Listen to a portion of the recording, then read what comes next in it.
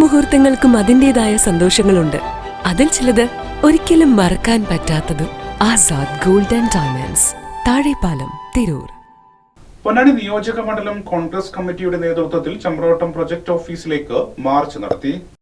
പൊന്നാനി നിയോജക മണ്ഡലം കോൺഗ്രസ് കമ്മിറ്റിയുടെ നേതൃത്വത്തിലായിരുന്നു പ്രതിഷേധ മാർച്ചും ധർണയും സംഘടിപ്പിച്ചത്.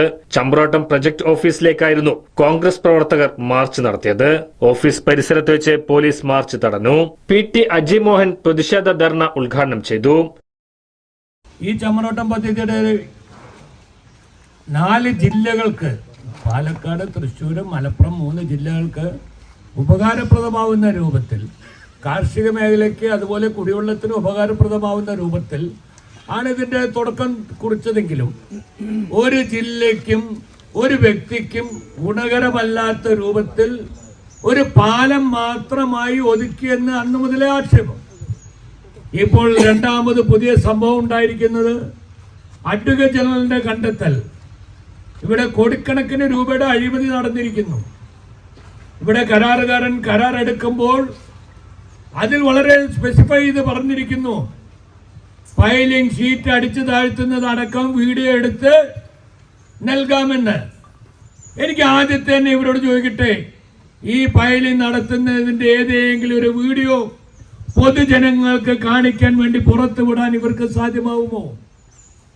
അതേപോലെ തന്നെ ഇന്ത്യൻ നിർമ്മിത ഷീറ്റുകൾ, ഏറ്റവും ക്വാളിറ്റിയുള്ള ഇന്ത്യൻ നിർമ്മിത ഷീറ്റുകൾ വെച്ച് തടയണ നിർമ്മിക്കണം, അതായത് ചോർച്ച അവസാനിപ്പിക്കണം എന്ന് പറഞ്ഞപ്പോൾ ഈ ഡൽഹി IIT വിദഗ്ധരെക്കാളും വിദഗ്ധനായ, ഖുറാനിൽ ഈത്തപ്പഴം കൊണ്ടുവരാൻ കഴിവുള്ള അത്രയും വിദഗ്ധമായി പഠനം നടത്തിയ അന്നത്തെ ഉന്നത വിദ്യാഭ്യാസ വകുപ്പ് മന്ത്രി അദ്ദേഹം ഒരു കത്ത് കൊടുക്കുന്നു ഇറിഗേഷൻ മന്ത്രിക്ക്.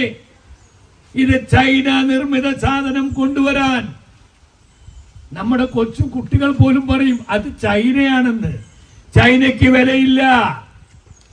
ചൈന നിർമ്മിത സാധനം കൊണ്ടുവരാൻ ഉന്നത വിദ്യാഭ്യാസ മന്ത്രിയുടെ കരങ്ങൾ പ്രവർത്തിച്ചിട്ടുണ്ടെങ്കിൽ അതിന്റെ പിന്നിൽ കോടിക്കണക്കിന് രൂപയുടെ അഴിമതി നടന്നു എന്നുള്ളതല്ല അതിന്റെ തെളിവ്. അല്ലെങ്കിൽ ഉന്നത വിദ്യാഭ്യാസ വകുപ്പ് മന്ത്രി ഒരു കത്ത് കൊടുത്താൽ ഇറിഗേഷൻ മന്ത്രി ഒരു IIT വിദഗ്ധർ കൊടുത്ത ഒരു റിപ്പോർട്ട് പരിശോധിക്കാതെ അതിന്റെ അടിസ്ഥാനത്തിലല്ലാതെ ഇദ്ദേഹത്തിന്റെ ഒരു കത്തിന്റെ മുകളിൽ ഒരു ഉത്തരവിട്ടാൽ എന്താണ് അവസ്ഥ? ബ്ലോക്ക് പ്രസിഡന്റ് മുസ്തഫ വടമുക്ക് അധ്യക്ഷത വഹിച്ചു. ഷാജി കാളിയത്തേൻ, ഷംസു കല്ലാട്ടയിൽ, advocate Sivaraman, advocate AM Rohit, EP Rajeev, Pavithrakumar, Jaffer തുടങ്ങിയ നിരവധി നേതാക്കൾ പ്രതിഷേധ പരിപാടിക്ക് നേതൃത്വം നൽകി.